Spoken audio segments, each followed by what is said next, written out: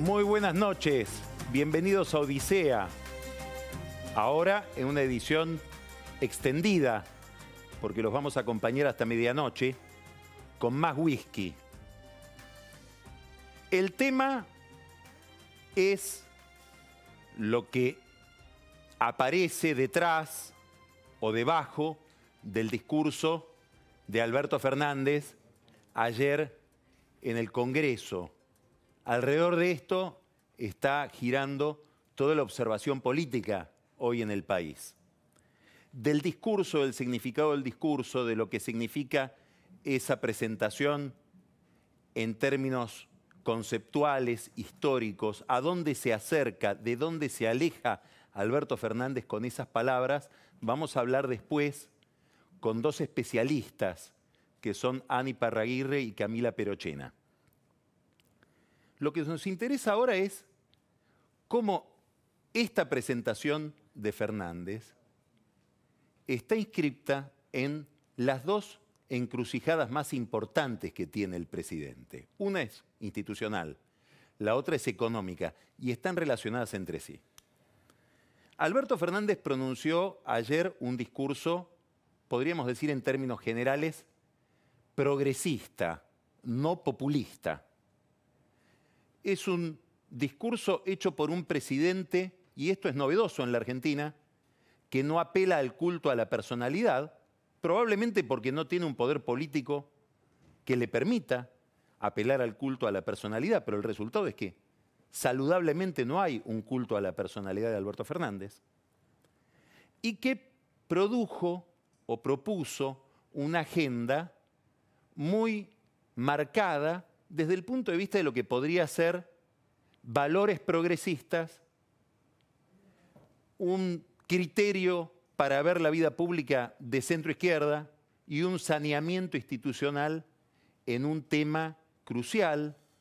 Los que sigan este programa saben que nosotros le hemos dado mucha relevancia a este problema desde hace años, que es la ciénaga en la que ha estado y está instalada la Justicia Federal Penal porteña, lo que denominamos sintéticamente como DROPI, y la relación de esos tribunales con los servicios de inteligencia que han sido el factor principal que los convirtieron en esa ciénaga.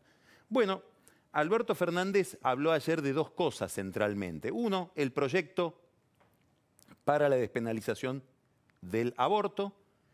Es una idea que él trae desde el comienzo de su gestión, desde antes de ser presidente. Su primera reunión con la conferencia episcopal, con las autoridades del episcopado en Buenos Aires, se refirió a este tema. Les dijo, yo no soy abortista en lo personal, pero voy a promover la despenalización del aborto. Hay un detalle importante. Hay quienes se lo atribuyen a Fernández, hay quienes se lo atribuyen a quien es hoy el cerebro de muchas de las iniciativas institucionales de este gobierno, que es Vilma Ibarra. No es un proyecto, el de la despenalización del aborto, que promueve el oficialismo en el Congreso. No, lo promueve el Poder Ejecutivo. Algo muy distinto de lo que pasó, por ejemplo, con otro proyecto que tiene que ver con la agenda progresista, digamos, de lo que tiene que ver con, o de lo que se relaciona con la moral, que es el proyecto de matrimonio igualitario, que ese sí nació del Congreso, precisamente de Vilma Ibarra. Bueno, este es el Poder Ejecutivo el que dice, vamos adelante con esta agenda, con independencia de lo que piense la Iglesia. Los obispos escucharon esa declaración de Fernández diciendo, yo en lo personal no soy abortista, pero voy a promover la despenalización del aborto. Él les habló también de su prioridad en materia de lucha contra la pobreza y aparentemente los obispos quedaron más fascinados por lo de la pobreza que escandalizados por lo del aborto. Y en la reunión con el Papa hubo una novedad de primera magnitud para la historia de la Iglesia, un comunicado del Vaticano diciendo que el Papa no habló del aborto con Alberto Fernández. Bueno, esto va a generar seguramente algún debate interno dentro de la Iglesia, la forma o la estrategia que la Iglesia va a adoptar para enfrentar esto que es una agenda muy novedosa, muy renovadora del gobierno, atendiendo a una demanda social que el gobierno entiende como una demanda de salud pública. El otro tema es el problema, la cuestión de la justicia federal y su contaminación con los servicios de inteligencia. Esto ha sido un tema que ha marcado a la justicia federal desde hace mucho tiempo. Empezó tenuemente con la presidencia de Menem, siguió durante la presidencia de la Rúa, se agudizó extraordinariamente con la presidencia de Néstor Kirchner. El papel de los servicios de inteligencia y sobre todo de un personaje, que es el tenebroso Jaime Estiuso en el manejo de la justicia federal, con figuras muy ligadas al gobierno de Kirchner, como por ejemplo Javier Fernández, a quien Estiuso señaló como su operador en una declaración judicial, hoy auditor en la Auditoría General de la Nación. Curiosamente, parece ser una distracción de Cristina Kirchner, porque es el Senado y la Cámara de Diputados lo que lo designaron, y hoy con el poder que tiene Cristina Kirchner en el Congreso parece que no ha querido revisar esa representación del Parlamento en la Auditoría General de la Nación en la figura de Javier Fernández, que fue un hombre clave de los servicios de inteligencia en la influencia de esos servicios en la justicia federal. Abogados como Darío Richarte, tan ligados a Estiuso, tan ligados a Daniel Angelici, que fue uno de los operadores de Macri en la justicia federal. Acá continuidades de las que nadie se hace cargo, un cierre tenebroso o pestilente de la grieta en lo que llamaba Norberto Bobbio el sotogoberno o el criptogobierno, lo que está debajo del poder. Bueno, con todo esto se propone Alberto Fernández romper con una agenda que probablemente debería haber sido la agenda de Macri cuando llegó, con una propuesta que algunos colaboradores de Macri pensaron, que es disolver el poder, o lo que él llamó ayer el oligopolio de Comodoro Pi, en un fuero federal más amplio. ¿Cómo? Federalizando partes de los juzgados del fuero ordinario penal. Es decir, el fuero que en la capital federal atiende los delitos penales ordinarios, robos, asesinatos, etcétera, que no tienen que ver con la agenda federal de los delitos, es decir, narcotráfico, terrorismo, contrabando, etcétera. Y, sobre todo, delitos contra el patrimonio público. Vamos a decirlo con una sola palabra, corrupción. La idea de Fernández, el proyecto que dicen todavía en el gobierno está en estudio, la letra chica todavía no ha sido desarrollada o redactada, es convertir, aparte de esos juzgados nacionales del fuero ordinario, en juzgados federales. Parte de los juzgados nacionales, los 12 juzgados de Comodoro Pi, los juzgados del fuero penal económico, todo eso se convertiría en una nueva justicia federal de la capital federal. Hay un detalle en todo esto. De los 60 juzgados nacionales, de los cuales supongamos unos 30 podrían ser federalizados, y así el gobierno con los 12 de Comodoro Pi más los 11 del fuero penal económico llegaría a unos 50 o 60 juzgados federales. De los 60 juzgados nacionales que se van a federalizar, o de los 30, perdón, de los 60 se federalizarían 30. Hay 30 que están vacantes. ¿Cómo? Sí, que hoy no tienen juez, que están subrogados por otro juez. Quiere decir que la federalización de esos juzgados le permitiría al gobierno de Fernández designar 30 jueces federales nuevos. Esta es una novedad que están analizando hoy muchos jueces y analistas de la cuestión judicial, que no estaba en el discurso de Fernández y que probablemente sea así. Ahora, claro, la designación de esos 30 jueces lleva mucho tiempo. Hoy designar un juez en la Argentina lleva más o menos, si se hace el proceso rápidamente, 2 años. Entonces aquí hay que prestar atención a otro detalle del discurso de ayer. Una reforma en el Consejo de la Magistratura. ¿Reforma de qué? No se sabe muy bien. ¿De la composición? Aparentemente no. ¿Del reglamento interno? Sí. ¿Para qué? Uno, para que los concursos sean la instancia final de designación. Aparentemente Alberto Fernández piensa, y muy probablemente tenga razón, ¿qué es esto de que ganó el concurso el juez A, pero después en una audiencia con los consejeros de la magistratura termina siendo juez el candidato C? El que gana el concurso es el juez. Segundo, una reforma del reglamento para acelerar las designaciones. Ahora juntemos las dos cosas. Con esta reforma el gobierno podría tener disponible la designación de 30 jueces federales, de los 50 que habría en la capital, y con una reforma al reglamento interno del Consejo de la Magistratura eso lo podría hacer no en 2 años, sino en 1. Bueno, quiere decir que Fernández está pensando, muy probablemente, en dejar su marca en la historia del fuero federal porteño. Y esos jueces serían designados con una influencia enorme de Cristina Kirchner, por una razón muy sencilla. Ella controla el Senado, ella controla la comisión de acuerdos por la cual hay que pasar las designaciones de esos nuevos jueces. Un detalle al pasar, Fernández dijo, partes se federalizan, partes se transfieren a la Ciudad de Buenos Aires. ¿Cuál va a ser el presupuesto económico de esa transferencia? Es decir, ¿cuántos recursos le van a dar a Larreta para que se pueda hacer cargo de esos nuevos juzgados? Va a ser una gran discusión para un gobierno como el de Fernández, que es un gobierno cuya lógica, cuyas prioridades, cuya dinámica es muy difícil de entender si uno no advierte que es un gobierno del PJ Capital en gran medida, que tiene en Larreta un adversario muy visible. Probablemente Fernández calcule que Larreta puede ser su competidor o el competidor de algún candidato oficialista en las elecciones, en las próximas elecciones presidenciales, y por lo tanto que ha abierto una agenda muy agresiva para Larreta. Discusión de la coparticipación que se le pasa a la ciudad, discusión de servicios públicos de los que se tendría que hacer cargo de la ciudad, y ahora una transferencia de parte de la justicia nacional a la justicia porteña, cuyo presupuesto va a ser materia de mucha discusión, de mucho debate. Esto que estamos hablando forma parte de la agenda pública de la Argentina desde hace mucho tiempo. Después Pancho Olivera se va a referir a un caso concreto, el caso de un juez federal que sintetiza toda esta contaminación tan desagradable entre justicia federal, impunidad del poder político y servicios de inteligencia.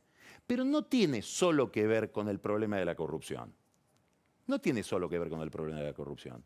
Probablemente el tema de la corrupción, el tema de la calidad institucional del Poder Ejecutivo, todo eso, el de la calidad moral de los gobiernos, interesen en una fracción de los observadores que están pensando en cuestiones estratégicas de la vida pública argentina. Pero hablar de justicia federal es hablar también de droga. Fíjese lo siguiente. En los últimos 5 días, escuche esto, que creo que no está en los diarios. En los últimos 5 días, en la Villa 31, que está al lado, físicamente al lado de Comodoro Pi, es decir, de los juzgados federales, ha habido por lo menos 2 muertes por noche. ¿Muertes de quiénes?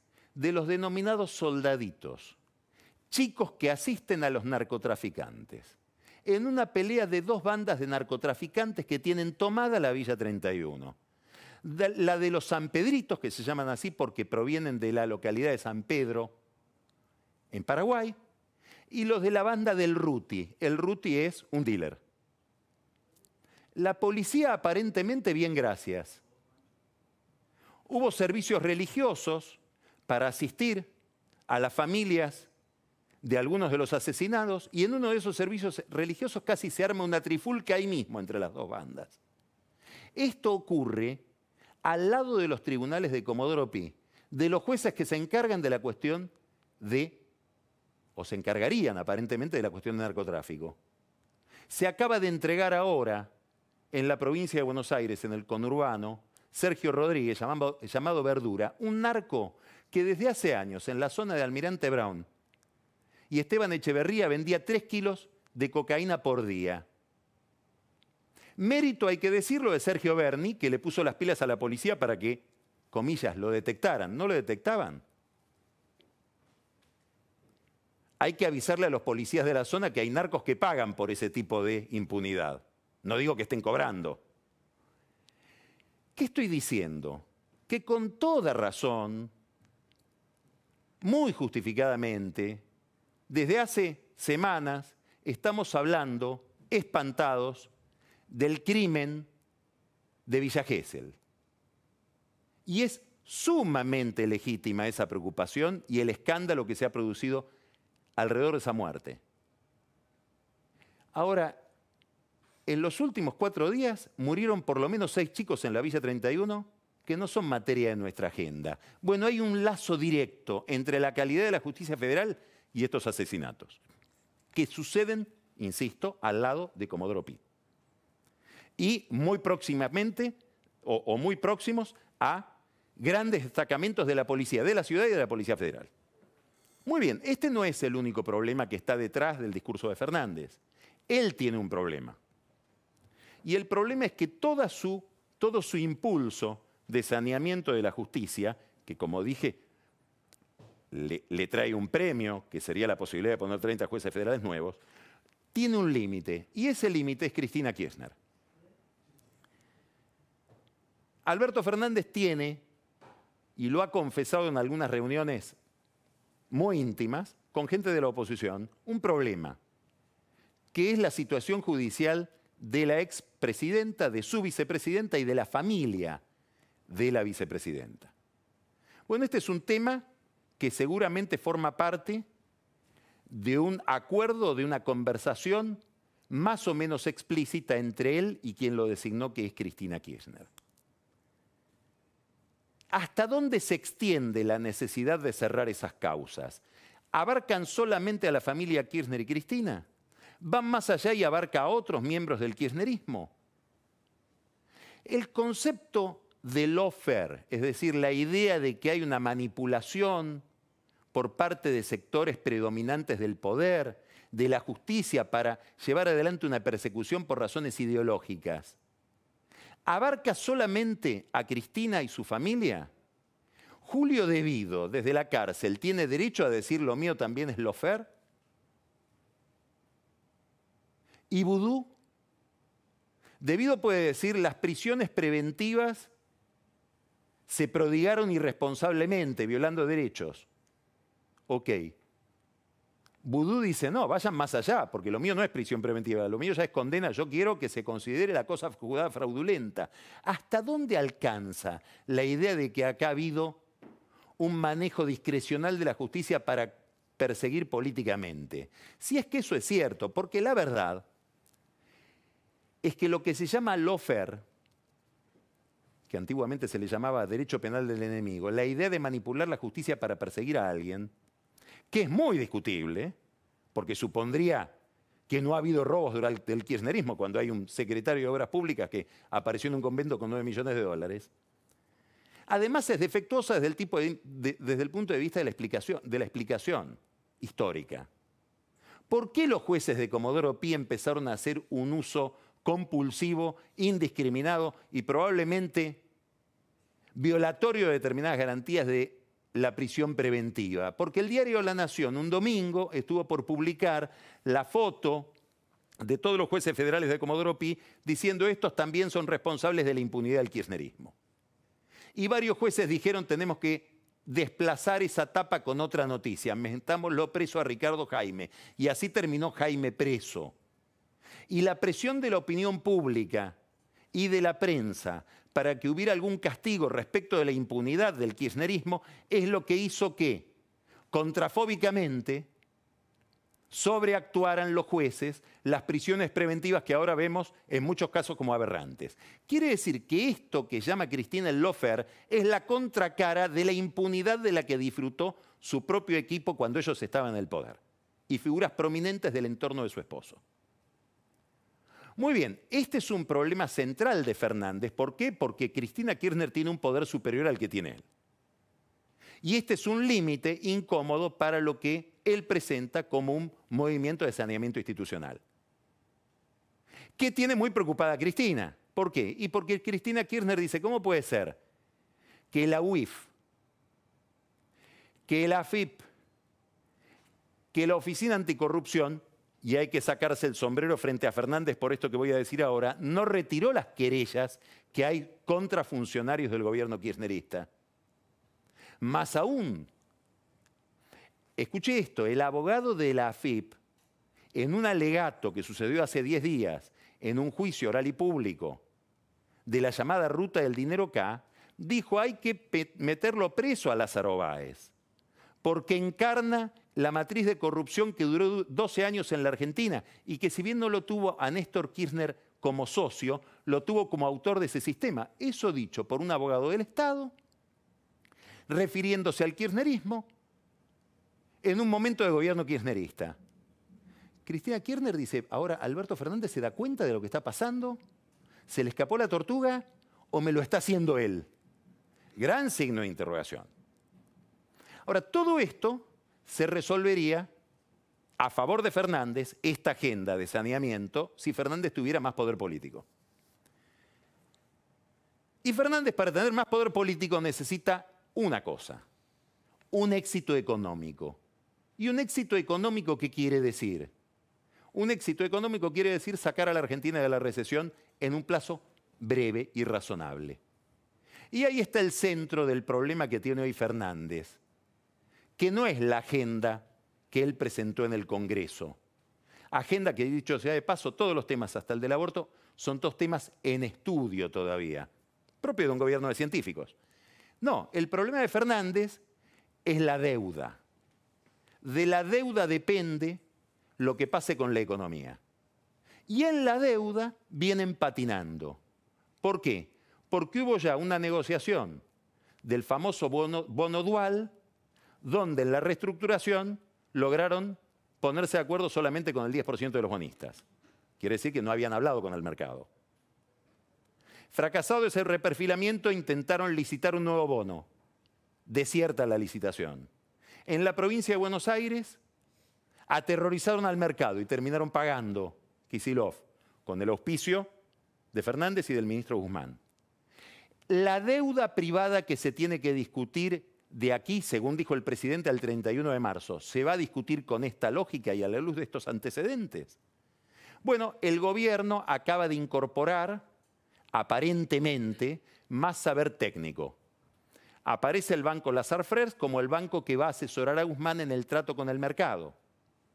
Lazar-Freers va a ser la voz del mercado en el Ministerio de Hacienda, en el Ministerio de Economía. Se va a enriquecer la visión que tiene del mundo financiero Guzmán con la incorporación de este banco. ¿Por qué es Lazar-Freers? Algunos dicen, bueno, porque fue el que hizo la reestructuración dichosa de Lavagna y Nielsen. Dichosa para algunos. Algunos dicen que dichosa para los bonistas. Otros dicen no. Es la vieja mano de un amigo del gobierno, Fernando Zulichín, que influyó en aquel momento e influye ahora.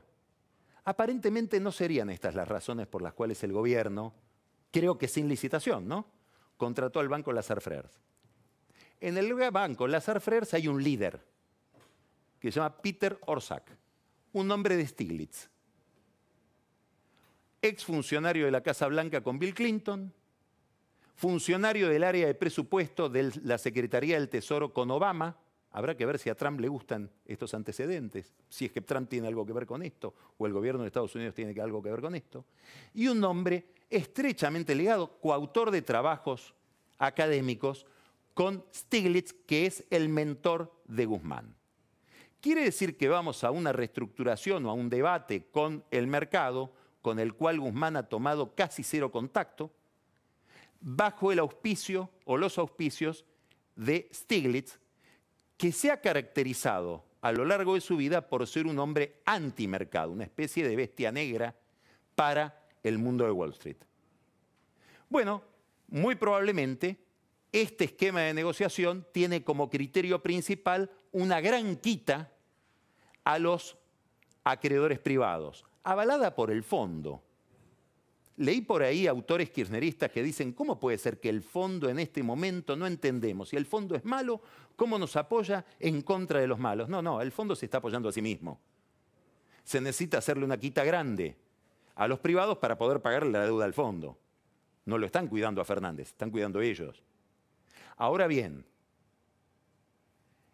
¿la economía argentina arranca con una gran quita o hay que mirar otro problema? ¿Cuál va a ser la tasa de interés que va a tener esa economía?